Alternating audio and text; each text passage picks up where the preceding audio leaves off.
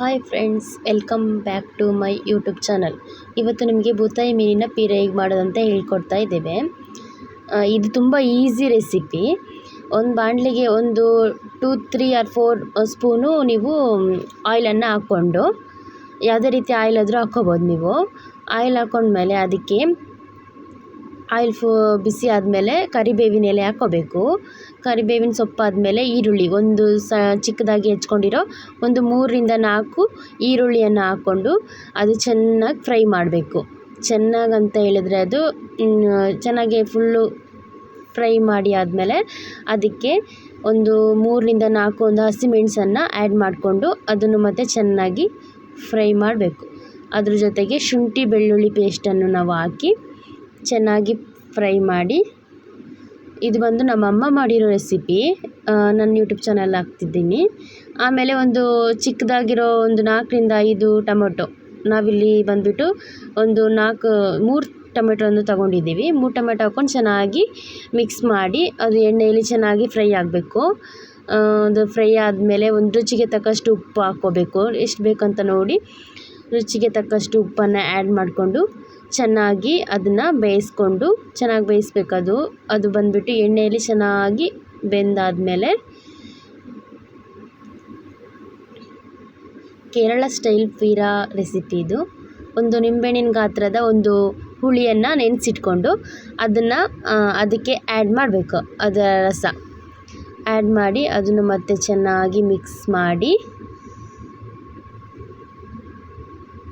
ಅರ್ಧ table spoon ಅದಕ್ಕೆ ಅರಿಶಿಣ ಪುಡಿ ಹಾಕ್ಕೊಂಡು, ಒಂದು 2 ಟೇಬಲ್ ಸ್ಪೂನು ಅಚ್ಚ ಖಾರದ ಪುಡಿ ಹಾಕ್ಕೊಂಡು, ಆಮೇಲೆ ಧನಿಯಾ ಪುಡಿ ಒಂದು 2 ಟೇಬಲ್ ಸ್ಪೂನ್ ಹಾಕ್ಕೊಂಡು ಮತ್ತೆ ಚೆನ್ನಾಗಿ ಮಿಕ್ಸ್ ಕೊಡಬೇಕಾಗುತ್ತೆ. ಚೆನ್ನಾಗಿ ಮಿಕ್ಸ್ ಕೊಟ್ಟು ಅದು ಚೆನ್ನಾಗಿ ಬೆಂದಿರುತ್ತಲ್ವ ಈರುಳ್ಳಿ ಎಣ್ಣೆಯಲ್ಲಿ ಚೆನ್ನಾಗಿ ಬೆಂದಿದೆ ನೋಡಿ. ಇವಾಗ ಅದಕ್ಕೆ ಒಂದು ಅರ್ಧ kg ಬೂತಾಯಿ ಮೀನು ತಗೊಂಡಿದ್ದೀವಿ. ಚೆನ್ನಾಗಿ ಕ್ಲೀನ್ ಮಾಡಿ ಬೂತಾಯಿ ಮೀನನ್ನು ಅದಕ್ಕೆ ಆ್ಯಡ್ ಮಾಡಬೇಕು. ನೀವು 1 kg ತಗೊಂಡ್ರೆ ಸ್ವಲ್ಪ ಈರುಳ್ಳಿ ಮತ್ತು ಟೊಮೆಟೊದು ಕ್ವಾಂಟಿಟಿ ಜಾಸ್ತಿ ತಗೋಬೇಕು. ಇದಿವಾಗ ತಿರುವಾಕಬೇಕು, ನಿಧಾನಕ್ಕೆ ತಿರುವಾಕಬೇಕು. ಅದು ಇಲ್ಲಾಂದರೆ ಮೀನು ಇದಾಗಿಬಿಡುತ್ತೆ, ಅದು ಒಂಥರ ಚಿಕ್ಕ ಮೀನಲ್ವ, ಅದಕ್ಕೆ ಅದು ತಿರುವಾಕಿ ಅದು ಎಣ್ಣೆ ಅದು ಫ್ರೈಯಲ್ಲೇ ಚೆನ್ನಾಗಿ ಮಸಾಲೆ ಇಟ್ಕೋಬೇಕು.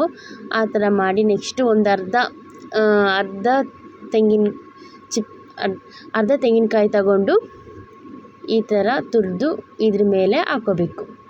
ಇದ್ರ ಮೇಲೆ ಹಾಕ್ಕೊಂಡು ಅದು ಚೆನ್ನಾಗಿ ಬೇಯ್ತಾ ಇರುತ್ತೆ. ಆ ಮಸಾಲೆ ಎಲ್ಲ ಮೀನಿಗೆ ಲೋ ಫ್ಲೇಮಲ್ಲಿ ಇಟ್ಕೊಂಡು ಚೆನ್ನಾಗಿ ಬೇಯಿಸ್ಕೋಬೇಕು. ಇವಾಗ ಅದು ಹಾಕಿದ್ದೀವಲ್ಲ ಕೊಬ್ಬರಿ, ಚೆನ್ನಾಗಿ ಬೇಯ್ತಾ ಇರುತ್ತೆ. ಇದು ಗಂಜಿ ಊಟಕ್ಕೆ ಮತ್ತು ಬಾಯ್ಲ್ಡ್ ರೈಸ್ಗೆ ತುಂಬ ಚೆನ್ನಾಗಾಗತ್ತೆ. ದೋಸೆಗೂ ತುಂಬ ಚೆನ್ನಾಗಾಗತ್ತೆ, ಚಪಾತಿ ಇದಕ್ಕೆಲ್ಲ ಚೆನ್ನಾಗಾಗತ್ತೆ. ಇವಾಗ ನೋಡಿ ನಿಧಾನಕ್ಕೆ ತಿರುವಾಕೋಬೇಕು, ನಿಧಾನಕ್ಕೆ, ಇಲ್ಲಾಂದರೆ ಮೀನು ಪುಡಿ ಥರ ಆಗಿಬಿಡುತ್ತೆ. ನಿಧಾನಕ್ಕೆ ಈ ಥರ ತಿರುವಾಕೊಂಡು ಅದು ಎಣ್ಣೆಯಲ್ಲೇ ಚೆನ್ನಾಗಿ ಬೇಯುತ್ತೆ.